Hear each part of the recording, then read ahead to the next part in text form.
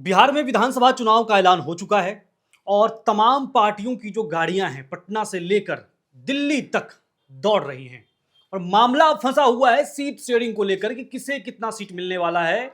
और मामला सिर्फ एक गठबंधन का नहीं है, एनडीए और महागठबंधन दोनों ही दल में माथापच्ची की जा रही है कि किसे कितना सीट। और आज के वीडियो में आपको बताएंगे चिराग पासवान के बारे में, उसी चिराग पासवान के बारे में जो लंबा खेलते हैं, आखिरी तक खेलते हैं और फिर आखिरी में जाकर अकेले भी चुनाव में उतर जाते हैं। तो क्या इस बार भी ऐसा होगा? क्योंकि मामला अभी तक यही लग रहा है, हर तरफ चर्चा है चुनाव का। धर्मेंद्र प्रधान जो है चुनाव प्रभारी बनकर पटना आते हैं और पटना में तमाम नेताओं से मिलते हैं, उपेंद्र कुशवाहा से मिलते हैं, जीतन राम मांझी से मिलते हैं और भी जितने भी विधायक हैं। मुख्यमंत्री के साथ मीटिंग होती है, संजय झा के साथ मीटिंग होती है, लेकिन चिराग पासवान नहीं मिलते हैं और ना ही चिराग पासवान के कोई नेता मिलते हैं धर्मेंद्र प्रधान से। धर्मेंद्र प्रधान पटना में हैं और चिराग पासवान दिल्ली में अपने नेताओं को, बिहार के नेताओं को बुलाकर मीटिंग कर रहे हैं। तो मामला पूरी तरह से फंसा हुआ है और चुनाव अब एकदम से दहलीज पर खड़ा है। डेट का अनाउंसमेंट हो चुका है। अभी हमारे पास जो इनपुट है वो बता दें कि चिराग पासवान, ऐसा कहा जा रहा था कि चिराग पासवान 40 से 50 सीट चाहते हैं, लेकिन अब जो हमारे पास जो इनपुट है उसमें कहा जा रहा है कि चिराग पासवान 30 सीट चाहते हैं। 30 सीट और कुछ सीटें भी हैं। सीट तो है, 30 सीट है ही, उस पर कुछ सीटें हैं जैसे कि जमुई से सांसद हैं अरुण भारती और पार्टी के प्रभारी भी हैं बिहार प्रदेश के। और ऐसी चर्चा है कि सिकंदरा सीट से चिराग पासवान के बहनोई, चिराग पासवान के बहनोई या कह चिराग पासवान अपने बहनोई को जमुई के सिकंदरा सीट से चुनाव लड़वाना चाहते हैं और इसलिए सिकंदरा और चकाई की सीट पर नजर है लोजपा की। तो सबसे पहली बात क्या है कि 30 से 35 सीट चाहिए, ऊपर से अपनी मनपसंद सीट चाहिए। क्योंकि जब बात हुई थी कि चिराग पासवान को बिहार बुला रहा है, चिराग पासवान ने अपने ट्विटर हैंडल से पोस्ट किया था चिराग पासवान को बिहार बुला रहा है, तो तमाम लोग बोले थे कि चिराग पासवान मुख्यमंत्री बनेंगे। लेकिन मेरा जो अपना अनुभव है, चिराग पासवान अभी कोई मुख्यमंत्री बनने की चाहत नहीं रख रहे हैं। चिराग पासवान 2030 की तैयारी कर रहे हैं और 2030 के मद्देनजर अरुण भारती को बिहार में फिट करना चाह रहे हैं ताकि पटना में जो है जो हलचल हो उस पर अरुण भारती की नजर रहता है। अरुण भारती को जमुई से संसदीय छोड़कर सिकंदरा सीट से चुनाव लड़वाने की तैयारी है।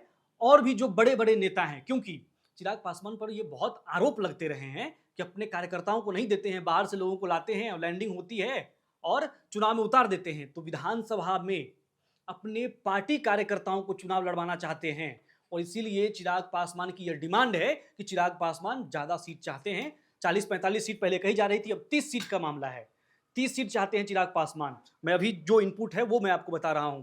अभी मुख्यमंत्री आवास पर जो है बैठक हुई है और बैठक के बाद जो है ऐसा कहा जा रहा है कि सब कुछ तय हो गया है, 2 दिन बाद ऐलान कर दिया जाएगा। लेकिन सबसे ज्यादा जो मामला फंसा, वैसे जीतन राम मांझी के बारे में भी कहा जा रहा है, लेकिन जीतन राम मांझी को शायद मना लिया गया है 7 सीट देकर, ऐसी खबर है अभी तक।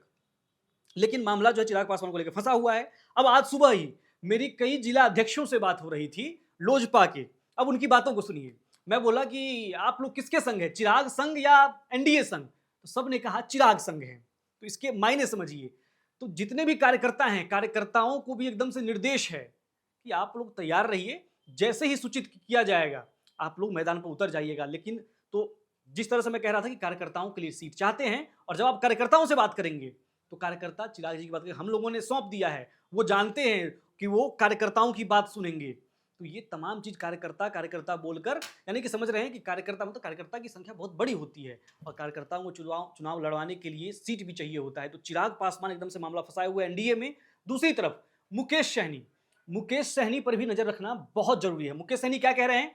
कल भी वो मीडिया से जब बाइट दे रहे थे तो उन्होंने न्यूज एजेंसी को एक बाइट दिया कि भाई मुख्यमंत्री तो हम ही बनेंगे और अगर आप राजनीति में रुचि रखते होंगे और बिहार की राजनीति को समझते होंगे तो आपको लगेगा कि यार ये कैसे हो सकता है, मुकेश सहनी डिप्टी सीएम कैसे बन जाएंगे।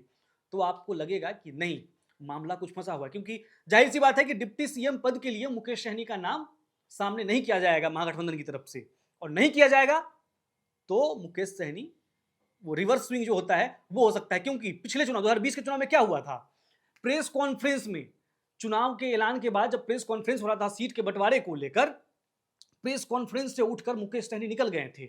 और इस बार भी वही लग रहा है, जिस तरह से मुकेश सहनी जिस तरह से बयानबाजी कर रहे हैं कि हमें डिप्टी सीएम बनना है, और जाहिर सी बात है कि महागठबंधन डिप्टी सीएम के लिए तो कांग्रेस के सामने मुकेश सहनी का नाम रखेगी नहीं आगे।